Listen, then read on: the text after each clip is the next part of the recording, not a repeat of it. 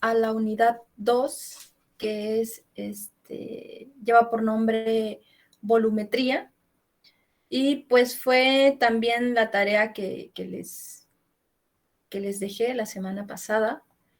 Y bueno, para entrar de lleno, vamos a tratar de responder esta pregunta que dice, ¿qué entendemos nosotros por volumetría? Me gustaría que algunos de ustedes participen de lo que hayan escrito en su cuestionario y me digan qué fue lo que ustedes pusieron. Lo pueden leer, no hay problema. A ver, Valeria y Marieli. Sí, profe, ahorita.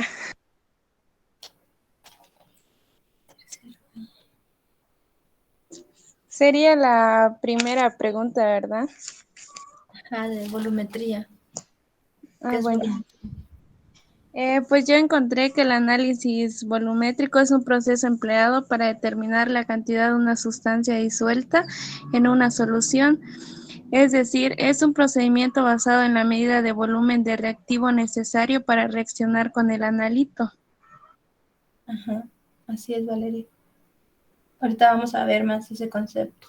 A ver, ¿quién más? ¿Marieli? Yo encontré que es la determinación de una sustancia, o también llamado analito, mediante un proceso que llamamos titulación, en la cual ahí se mide la cantidad de titulante gastado para así determinar la cantidad de volumen del analito. Ajá, efectivamente. Entonces, podríamos decir que la volumetría, pues es una medición de volumen, ¿no? Esos son algunos recipientes que vamos a utilizar en lo que son estas mediciones de volumen, que más adelante igual vamos a estar platicando de alguno de ellos. Y como bien dijeron sus compañeras, pues la volumetría no es más que un análisis químico cuantitativo que nos va a permitir conocer la concentración de una solución a la que le vamos a estar llamando analito. En este caso, si observamos la figura, podemos ver en el matraz Erlenmeyer tenemos una solución. Esta solución a la que nosotros desconocemos su concentración, le vamos a llamar analito, ¿ok? Y sobre esta solución vamos a estar agregando una cantidad de volumen de una solución de la que sí sabemos su concentración. A esta solución, que generalmente es la que va en la bureta y de la cual nosotros sí sabemos su concentración, le llamamos valorante. ¿Ok? En este caso, la volumetría, pues habíamos comentado que es un método de análisis cuantitativo, ¿no? También existe en la química analítica otro método que es el método cualitativo, ¿no es así? El método cualitativo únicamente me indica o me da a conocer los componentes que hay en una solución. Es decir, me da la composición, me da, me da los elementos presentes, pero no me da la composición, es decir, no me da los, por así decirlo, los porcentajes atómicos o los porcentajes estequiométricos de cada uno de los elementos que componen una solución. ¿Ok? ¿Para qué me sirve este tipo de mediciones o este tipo de análisis químicos? Una, por ejemplo, si nosotros trabajáramos en lo que sería tratamiento de aguas, ¿no? Imaginemos que a mí me llevan una muestra de un río, ¿no? De X. Y yo necesito saber o conocer la dureza o los materiales, los componentes de esa muestra. Yo puedo utilizar un método extra para saber qué componentes voy a tener en esa muestra. Es decir, para saber si voy a tener magnesio, si voy a tener calcio, si voy a tener algún otro tipo de contaminante, ¿no? Y la otra, yo puedo utilizar estos métodos de volumetría y vamos a ver más adelante que hay diversos tipos de métodos dependiendo de la reacción que vaya a ocurrir entre el valorante y el analito, ¿ok? En este caso, para lo que es el análisis de aguas duras, vamos a estar utilizando un método de volumetría que se llama método de complejos, ¿ok? Más adelante, pues igual les voy a estar explicando cómo funciona este método y cuáles son los cálculos pertinentes que tenemos que hacer. Si entramos al laboratorio, que no sé todavía, la verdad, no me han dicho nada, pero parece ser que no, que ya no vamos a entrar. Pero yo había propuesto una práctica para hacer este tipo de análisis y determinar la dureza del agua, ¿no? Haciendo este tipo de mediciones. Entonces, para esto me sirven estos análisis volumétricos, ¿ok? ¿Por qué? Porque este tipo de análisis es un método muy sencillo, es un método simple, aparte de que no se necesitan de equipos muy sofisticados y por ende los costos para aplicar este método pues son bastante sencillos, ¿ok? ¿Qué quiero que se lleven de esta diapositiva? Quiero que ustedes se lleven estos conceptos de analito y valorante, ¿ok? Cuando ustedes, de aquí en adelante vamos a estar manejando estas dos definiciones, y cuando ustedes escuchen la palabra analito, en automático tienen que saber que vamos a estar hablando de la solución de la cual yo no sé su concentración, es decir, de mi solución problema, ¿ok? Cuando escuchen la palabra valorante, ustedes en automático lo tienen que relacionar o lo van a relacionar con aquella solución de la cual yo sí sé la concentración y a partir de esta solución concentrada, yo puedo determinar la concentración de mi solución problema. Eso lo vamos a ver un poquito más adelante, ¿ok? Ok, a este proceso de mediciones de volumen en un analito con un valorante, ¿cómo le conocemos? Eso también lo vimos se los dejé de tarea. ¿Cómo se le conoce ese proceso? ¿Fernanda? ¿Cómo dijo, profe? Que si cómo le conocemos a este proceso en la que yo utilizo un valorante sobre el analito para determinar la concentración de este analito. Titulación. Sí, ya todo el mundo me está contestando, efectivamente. Le llamamos proceso de titulación o valoración, ¿ok? Entonces, cuando ustedes, pues, vean este concepto de titulación o valoración, pues en automático van a saber, ¿no? Que es conocer la concentración de una solución que se desconoce a partir de una solución valorante, ¿ok? ¿Qué elementos vamos a necesitar para hacer una titulación? Pues estos, ¿no? Los recipientes volumétricos. En primera instancia, lo que necesitamos o necesitaríamos si llegáramos a entrar al laboratorio, pues sería una bureta. Cuando nosotros hacemos estos procesos de titulación, tenemos que purgar nuestra bureta antes de utilizarla, es decir, hacerle pasar agua destilada o desionizada al menos 2 veces antes de poner la solución patrón. Esto con la finalidad de asegurar que pues no tenemos acá alguna otra solución que nos pueda interferir en la medición, ¿ok? Siempre cuando vamos a los laboratorios, bueno, les voy a dar un consejo cuando ustedes entren a un laboratorio, es que deben asegurarse que todos sus recipientes estén limpios, estén esterilizados. Si ustedes no tienen la certeza de que esos instrumentos que van a utilizar estén de la manera adecuada, pues tienen que volver a repetir ese proceso, es decir, volver a esterilizar, volver a lavar, porque muchas veces por flojera no lo hacemos y creemos que pues no nos va a afectar, pero al final resulta que sí está sucio el recipiente o resulta que no estaba esterilizado, y cuando nosotros ya hacemos todo nuestro procedimiento, toda nuestra experimentación, al final nos damos cuenta de una, o que está contaminado, porque no estaba bien lavado, porque no estaba esterilizado, o de que tenía pues alguna otra sustancia, ¿no?, que nos afectó en la medición. Entonces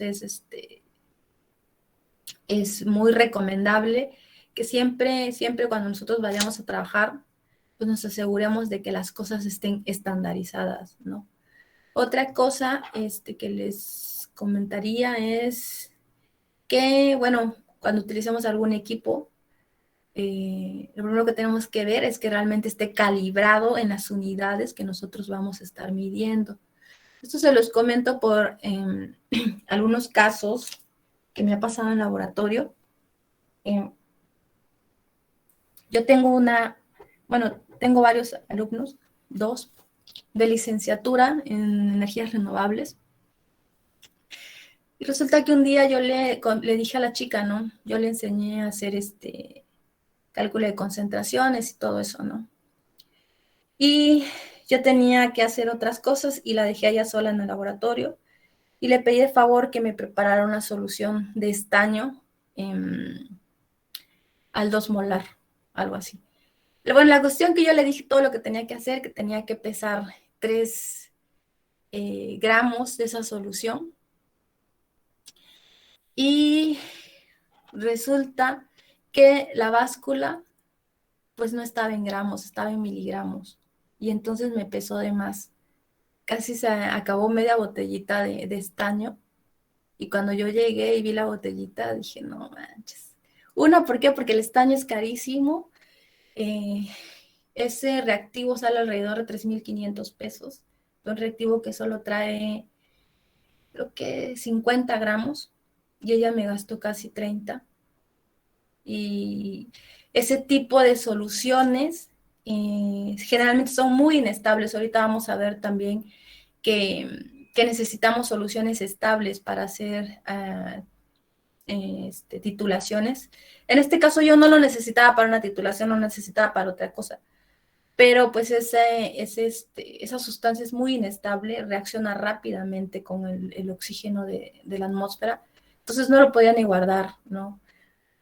Y tampoco podía empezar a diluirlo porque no, pues ya no me iba a servir. Entonces sí fue así como que cuando entren ustedes al laboratorio, algún día van a hacer tesis o algo, tienen que fijarse de que los equipos realmente estén calibrados en las unidades que ustedes necesitan, ¿no? Eso tómenlo como un consejo de experiencia, para que luego no digan, no cuando los dejen solos no sepan qué hacer, ¿no? A veces los pequeños detallitos pues son muy importantes, ¿no? Ok, bueno, después de ese break, seguimos. Necesitamos también lo que son matraces Erlenmeyer y agitadores. Estos agitadores me van a permitir tener esta homogeneidad en la solución, ¿no? Me van a permitir tener una solución mucho más homogénea. En la bureta siempre va a ir lo que es la disolución patrón o la disolución con una concentración conocida. Es decir, que esta solución que yo voy a agregar aquí en mi bureta siempre tengo que saber su concentración. ¿Ok? A eso le llamamos, ¿cómo dijimos que le íbamos a llamar a esto? A la solución patrón. ¿Valorante? Valorante. Ajá, ¿no?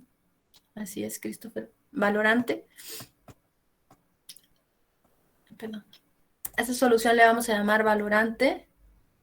Y a nuestra muestra problema o la solución de la cual yo no conozco la concentración, le vamos a llamar analito. ¿Ok? Entonces va a llegar un punto en el que nosotros vamos a estar agregando cierto volumen de esta solución valorante sobre nuestra solución problema. pero va a llegar un momento en el que yo voy a ver que mi reacción está completa. ¿Cómo me voy a dar cuenta de que mi reacción está completa? Necesito ver algo, algún indicativo físico que me indique, ¿no? En qué momento llegué a completar la reacción y en qué momento hay un cambio, en qué momento me encuentro con este punto final. ¿Qué es lo que yo necesito agregar ahí o qué elemento me hace falta agregar ahí para que yo pueda visualizar ese cambio físico?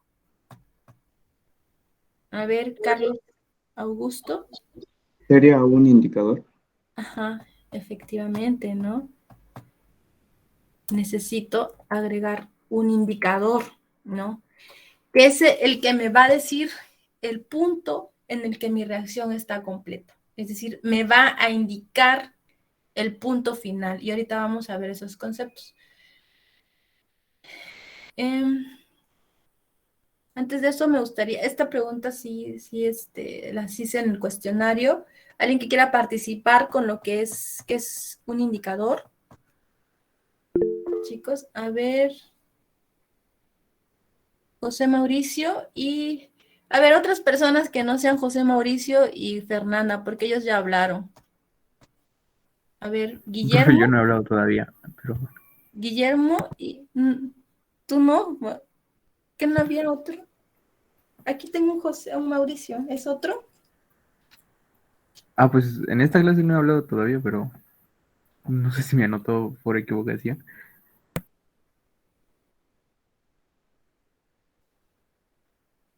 A ver, José Mauricio. ¿Y Eduardo qué es?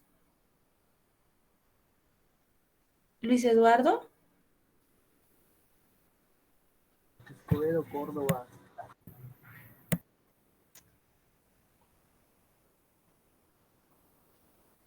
Eduardo Córdoba. No, Escobedo. Eduardo. Permítame. Eduardo Córdoba. ¿No sirve tu micrófono, Ala?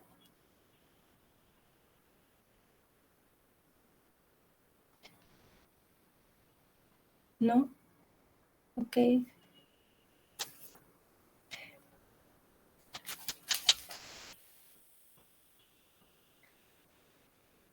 A ver, creo que lo estoy anotando en la lista. Sergio Jared es de este grupo.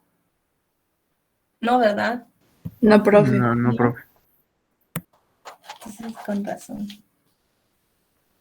A ver, José Mauricio. Permítame, es que luego me hago bolas. Luis Eduardo. Alan Fabricio.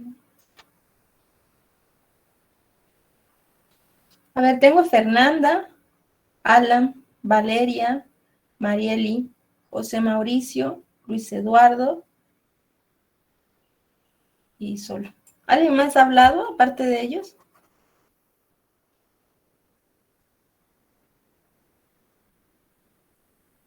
No, ¿verdad? Ok. Bueno, entonces, ¿quién quiere participar con esto de los indicadores?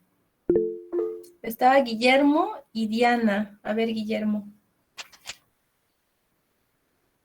Guillermo Pérez. ¿Me escucha, profe? Sí, sí te escucho, Guillermo. Indicadores se había dicho, ¿no? Ajá, ¿qué encontraron ustedes por indicadores? Son sustancias que siendo ácidos o bases débiles, a añadirse a la muestra sobre la que se desea realizar el análisis, se produce un cambio químico que es apreciable, generalmente un cambio de color.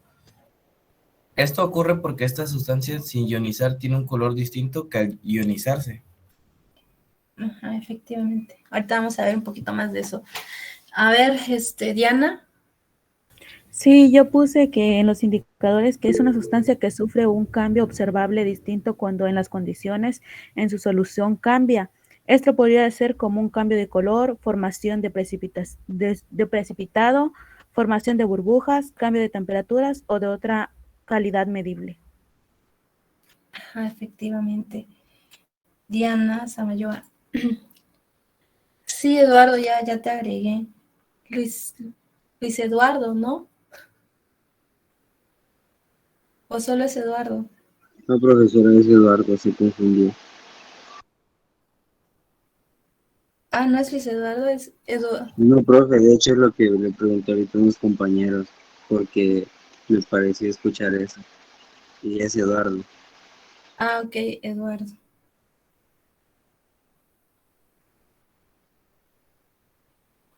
Ok, Eduardo. Eduardo Carlos Augusto. Ok, efectivamente, como habíamos dicho, como dijeron sus compañeros, pues los indicadores me van a permitir saber este punto, ¿no? Este punto final o este punto donde la reacción está completa. A ver, pasemos a esta siguiente reacción. Diapositiva, perdón. En este caso, nosotros, si observamos en la figura, pues vamos a ver que tenemos un indicador que da esta tonalidad como rosa, ¿no? Este indicador es un indicador que utilizamos muchísimo, que es la fenoftaleína. La fenoftaleína en medios muy ácidos es incolora, por eso generalmente la utilizamos en titulaciones ácidos bases, donde mi analito va a ser un ácido y mi valorante va a ser una base, ¿ok? Ahí podemos nosotros utilizar este indicador de fenoftaleína porque cuando cambie mi pH de pH ácido a básico, voy a poder ver este cambio o este pequeño viraje, ¿no? En muchas ocasiones, nosotros, cuando trabajamos en el laboratorio y hacemos titulación, dejamos caer, ¿no?, chorritos de la solución valorante. Pero llega un punto en el que ya cuando dejamos caer un chorrito y vemos que hay un cambio ahí, que un pequeño viraje de color, y seguimos moviendo y agitando y desaparece, entonces eso significa que ya estamos a punto de llegar al punto equivalente o al punto final, ¿ok? Entonces, en ese momento, únicamente tenemos que empezar a vaciar gota a gota. ¿Para qué? Para asegurar que no nos vamos a exceder de solución valorante. Si nosotros nos excedemos de solución valorante, entonces ya no vamos a tener este viraje de un rosa tenue, sino que vamos a tener un rosa mexicano, puede decirse un rosa muy fuerte.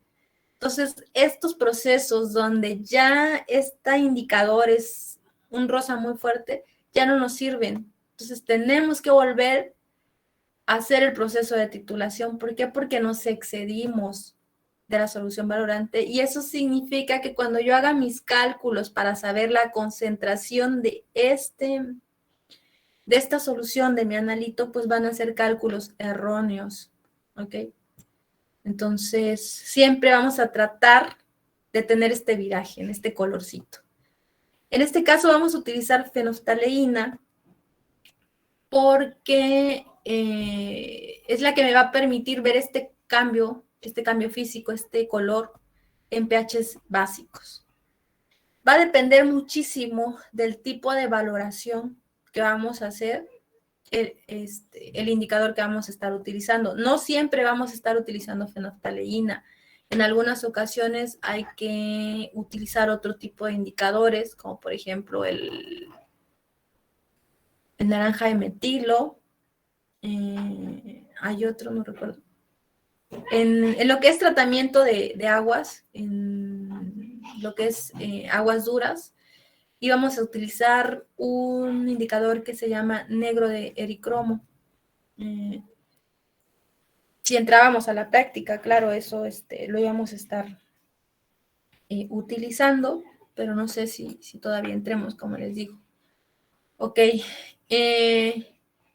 Cuando yo llego o cuando yo ya veo este cambio, este viraje, significa que llegué al punto donde obtuve el volumen necesario de valorante para neutralizar el analito. A este punto, donde la reacción ya está completa, ¿cómo le dijimos que le íbamos a llamar? ¿Cómo le llamamos?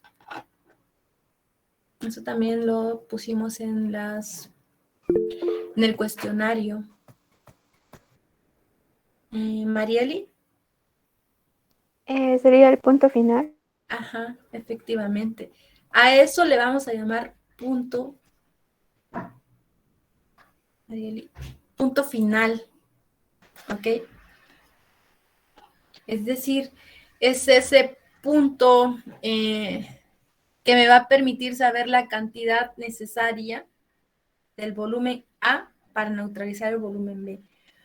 Aquí también entra otro concepto muy importante que es el punto de equivalencia, ¿ok?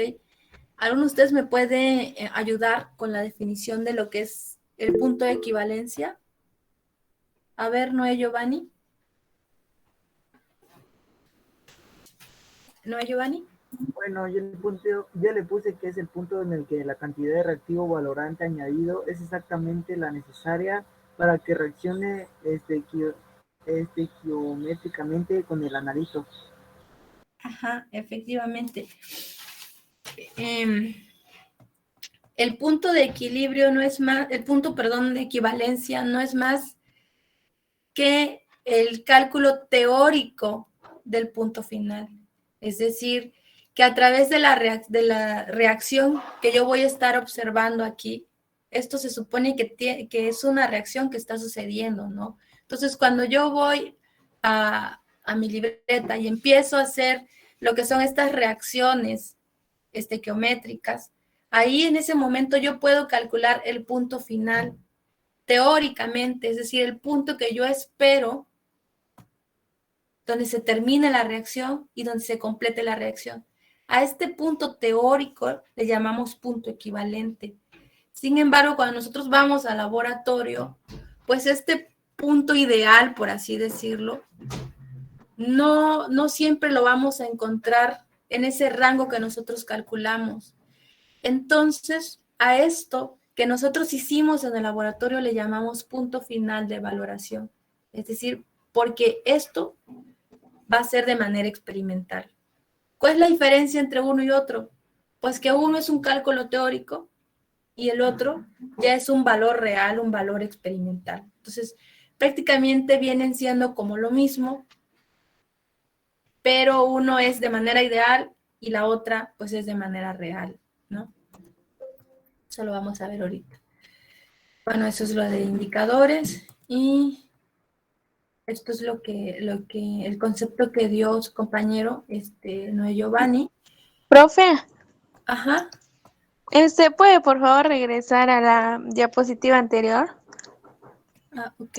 Un momento, es que le quería tomar captura, pero no alcancé.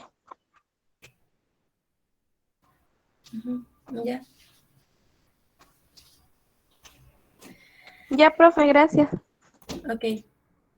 Entonces a esto nosotros le vamos a llamar punto de equivalencia. No es más que el cálculo teórico, ¿no? Del punto final o del punto donde yo ya observé que se completó la reacción. Y es lo que decía su compañero Noé Giovanni, que es una reacción estequiométrica, ¿no? Donde se supone que de manera ideal, pues vamos a que los moles de la solución A o mi solución valorante tienen que ser igual a los moles de la solución B.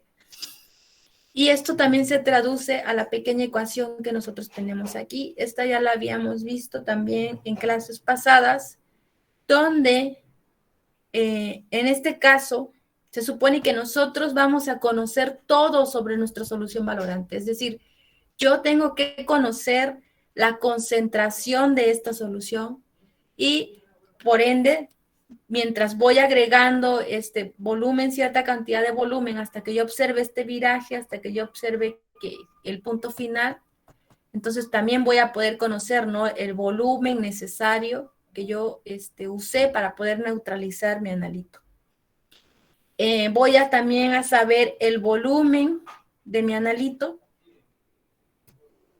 perdón, porque pues eso lo puedo medir, ¿no? Cuando yo vengo y se lo agrego al matraz Erlenmeyer, puedo medir el volumen que estoy utilizando de mi analito. Sin embargo, pues no sé la concentración, ¿no? Que sería CB. Entonces, para eso me sirve esta ecuación, ¿no? Para conocer la concentración de mi analito, ¿no? Entonces, si ya tengo todos los demás Los demás valores, pues únicamente hago ese pequeño despeje. Eso lo vamos a ver igual mucho más adelante. Lo que yo quiero que visualicen aquí o de lo que se queden con estas dos diapositivas es la diferencia entre el punto de equivalencia y el punto final, ¿ok? Entonces, habíamos dicho que el punto final va a ser siempre el valor experimental, ¿no? Y el punto de equivalencia va a ser mi valor teórico, ¿ok? Como se menciona en esta diapositiva. El punto final va a ser la medida experimental de mi punto equivalente, ¿ok? ¿Cómo voy a ver este punto final? Pues lo voy a ver a través, en este caso, si utilizo un indicador, pues lo voy a ver a través del cambio de coloración, ¿no? Como se pueden observar en esta pequeña imagen. Ok.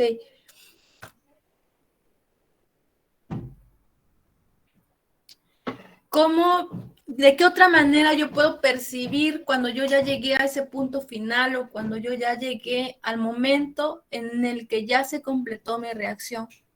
Lo puedo saber a través de lo que hemos estado diciendo, ¿no? A través de lo que sería el uso de un indicador que me va a permitir ver ese cambio de coloración entre una solución inicial y su punto final. Siempre tengo que ver ese cambio de coloración si estoy utilizando un indicador, ¿ok? ¿Cómo más puedo yo observar que yo ya llegué a ese punto final? Pues lo puedo observar también a través de la turbiedad en la solución. ¿Qué quiere decir esto?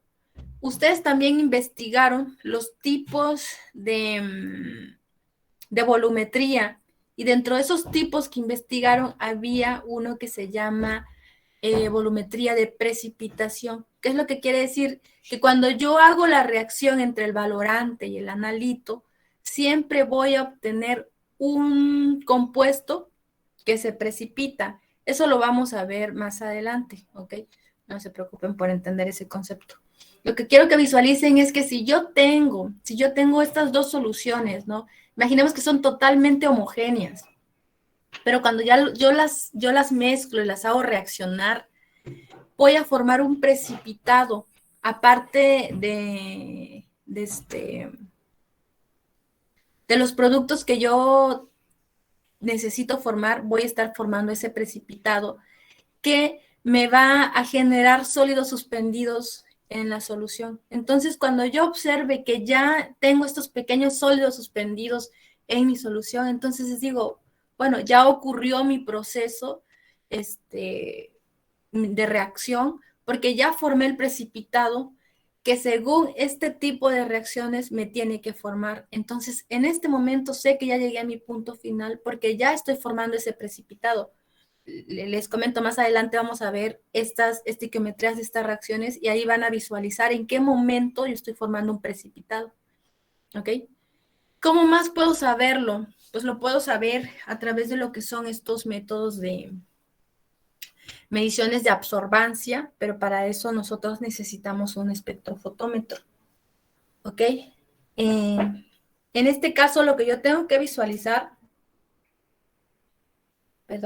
es este cambio del valor de mi absorbancia. Es decir, cuando yo inicie una medición, voy a tener cierto valor, ¿no? Después de cierto tiempo, este valor generalmente lo vamos a mantener de manera estándar, de manera constante, y va a llegar un punto en el que mi reacción empiece a estar cerca de ese punto equivalente o empiece a estar cerca de ser una reacción completa y voy a ver esta variación en la absorbancia. Eso también lo íbamos a hacer en el laboratorio a través de una práctica para que ustedes pudieran visualizar de manera, pues, hágase la redundancia, práctica de cómo visualizar este tipo de cambios, ¿no? ¿De qué otra manera yo puedo visualizar también este punto final? Lo puedo visualizar a través del cambio de pH, es decir, en las reacciones de neutralización o reacciones ácido-base, generalmente lo que se ve es esta variación de pH. En las reacciones donde yo tengo un ácido fuerte y una base fuerte, yo puedo observar que al inicio, en mi concentración de mi analito, pues voy a tener un pH pues bastante ácido, ¿no? Pero mientras yo voy agregándole cierta cantidad de volumen de mi base, pues voy a ir viendo que este pH va a ir cambiando de manera un poquito constante, pero va a llegar un punto en el que se va a disparar mi pH, es decir, se va a subir, va a dejar de ser un pH ácido y va a empezar a llegar a ser un pH básico. En este punto donde yo observe este cambio drástico, este subidón de pH, en ese punto yo voy a visualizar que hay un punto final, ¿ok? O una reacción completa. Esto también lo vamos a visualizar más adelante en lo que son algunas gráficas, ¿ok? ¿De qué otra manera también yo puedo visualizar este punto final? Pues lo puedo visualizar a través de lo que es la conductividad. Esto generalmente nosotros lo hacemos en lo que son celdas galvanostáticas o potenciostáticas. ¿Cuál es la diferencia entre una celda y otra? Pues el número de electrodos que vamos a estar manejando. En una celda potenciostática manejamos 3 electrodos, un electrodo de trabajo, un electrodo de referencia y un contraelectrodo. Y en las celdas galvanostáticas únicamente manejamos 2 electrodos, ¿no? El electrodo de trabajo y el contraelectrodo. Entonces, a lo que yo voy con esto, a lo que quiero que ustedes visualicen, es que cuando nosotros vamos a estar haciendo estas mediciones de corriente, ¿no? Y va a llegar un punto en el que vamos a ver, al igual que en el pH, este cambio drástico de corriente.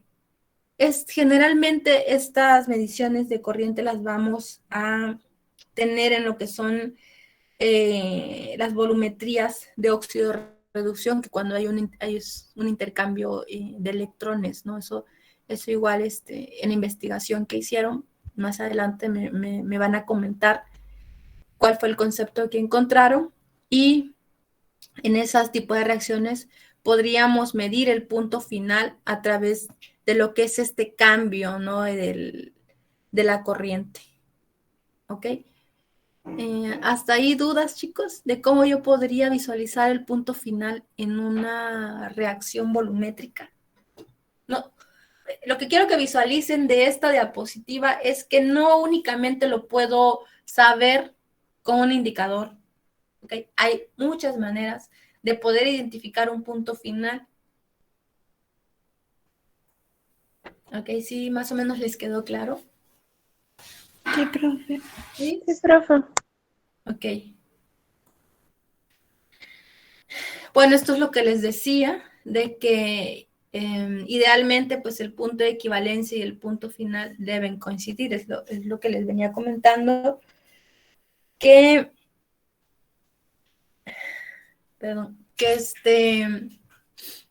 uno lo vamos a calcular de manera teórica y el otro va a ser de manera experimental.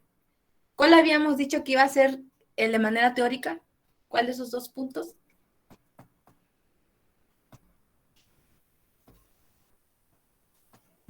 El punto de equivalencia. Ajá, ese iba a ser de manera teórica, ¿no? Sandra.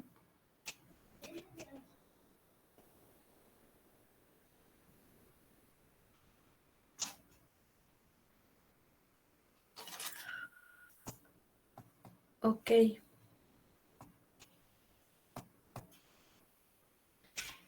Efectivamente, en el punto de equivalencia lo vamos a calcular de manera teórica y el punto final va a ser de manera experimental.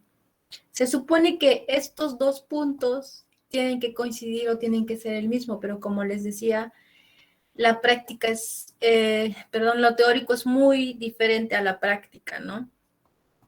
Entonces, es ahí donde surge este concepto que es error de valoración. ¿Ok? ¿Cómo vamos a calcular los errores de valoración?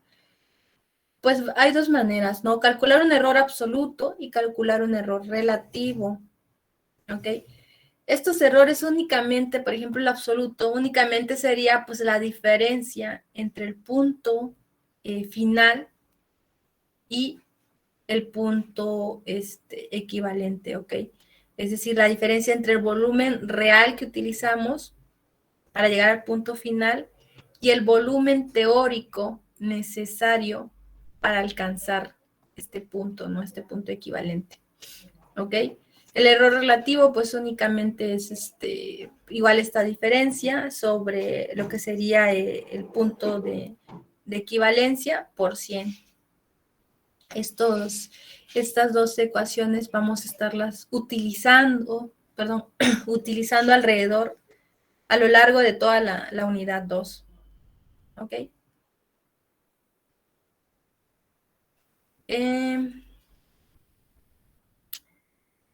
Creo que esta pregunta, no sé si se las dejé, que es los requisitos que necesita una sustancia para que pueda fungir como valorante. ¿Sí se las dejé? No.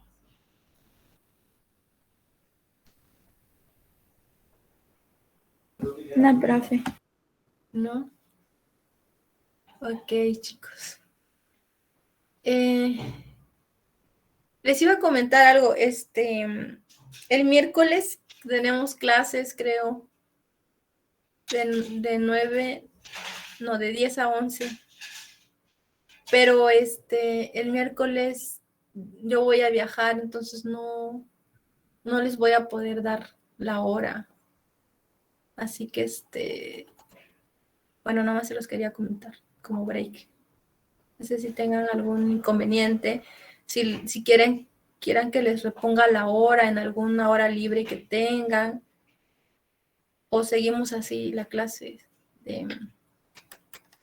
Nos veríamos hasta creo que jueves.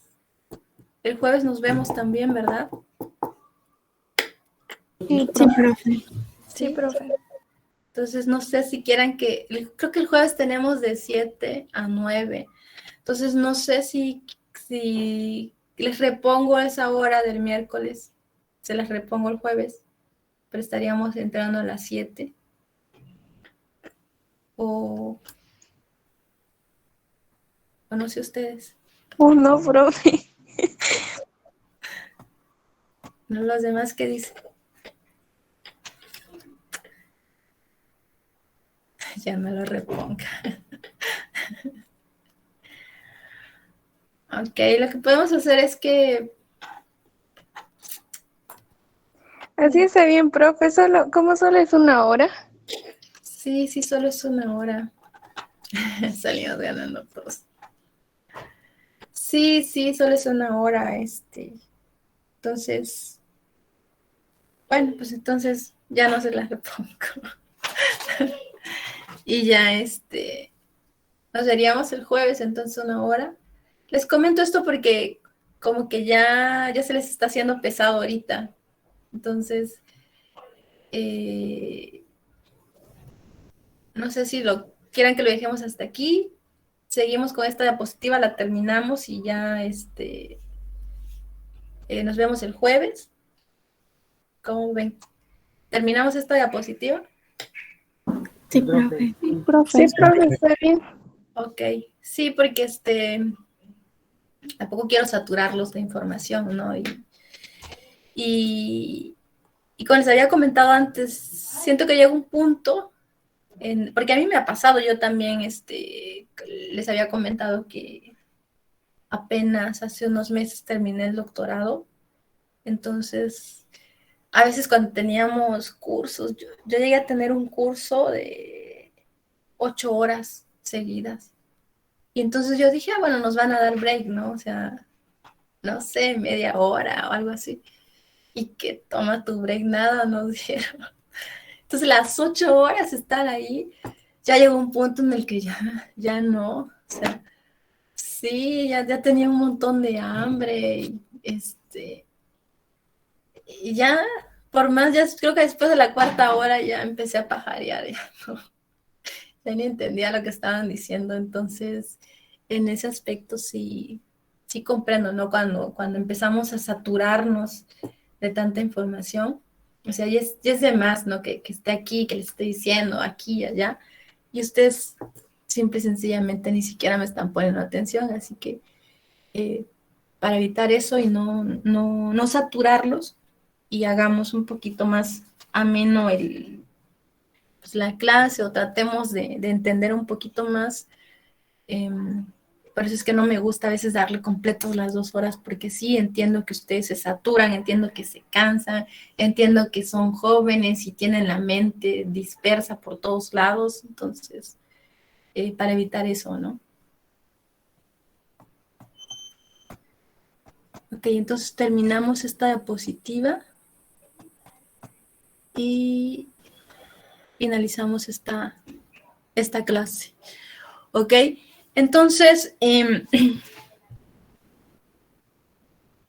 Sí, profe. sí, permítame.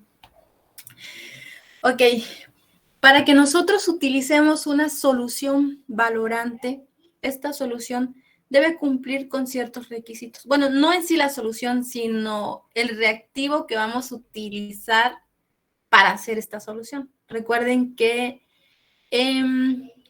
habíamos visto en clases anteriores que una solución se va a componer de dos partes, ¿no? ¿Qué habíamos dicho que era? El soluto y el disolvente. Soluto disolvente.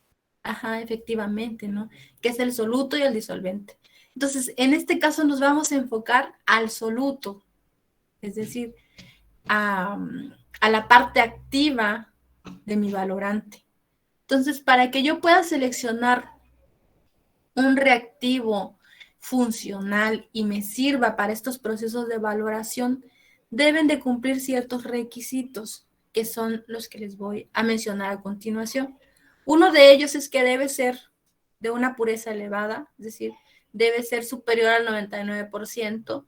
Generalmente nosotros en laboratorio vamos a encontrar, la mayoría van a tener purezas del 99%. Va a ser un poquito complicado que no encontremos reactivos con esta pureza, ¿no? Habíamos dicho también que si no encontramos reactivos con esta pureza, pues tenemos que hacer ese pequeño cálculo extra, ¿no? Para determinar la cantidad real del soluto que necesitamos agregar para llegar al 100% de pureza. Es lo visualizamos en un ejercicio pasado y que únicamente es como una pequeña regla de 3, ¿no? Del cálculo que ya habíamos hecho. Hacemos una pequeña regla de 3 y con eso ya calculamos como si estuviéramos al 100%. ¿Ok? En algún punto necesitamos hacer eso, pues yo les enseñaría de nuevo cómo hacerlo. ¿Qué es lo otro que yo debo visualizar? Debo visualizar que sea una solución estable. Que cuando yo ya la ponga en el solvente y ya haga mi solución, pues esta solución sea una solución estable. Es decir, que no reaccione con el oxígeno de la atmósfera, tampoco que se neutralice con el CO2 también de la atmósfera, es decir, que no reaccione a condiciones atmosféricas. En muchas ocasiones, cuando nosotros tenemos mucho tiempo guardado un reactivo, una solución, generalmente tiende a reaccionar con las condiciones atmosféricas y en muchas ocasiones tiende a bajar el pH, tiende a bajar las concentraciones de nuestras especies disueltas, especies que en muchas ocasiones son las que nosotros requerimos, ¿no? Entonces, si ya no tenemos esta concentración que nosotros creemos que tiene esta solución, pues cuando hagamos estos cálculos, cuando hagamos estas técnicas, pues van a ser resultados erróneos, ¿no? Y que al final, pues no vamos a obtener lo que nosotros estamos buscando, ¿ok? También debemos observar o debemos de cuidar que no sea un material higroscópico. ¿Qué significa esto? Que no gane humedad del medio ambiente. En muchas ocasiones hay materiales de laboratorio que necesitamos ponerlos en recipientes estratégicos como son los desecadores. Estos desecadores pues son como unos recipientes cerrados herméticamente y que tienen sílica en el fondo, lo que nos permite que nuestro material, nuestro reactivo se mantenga seco, ¿no? Que no pueda absorber la humedad del medio ambiente. En alguna ocasión yo trabajé con precursores de fierro. El fierro generalmente tiende muchísimo a absorber la humedad. Y recuerdo que dejé mi material así, pues ahí afuera, ¿no? En un estante. Cuando yo quise usarlo, pues estaba totalmente diluido, ¿no? Había absorbido demasiada humedad.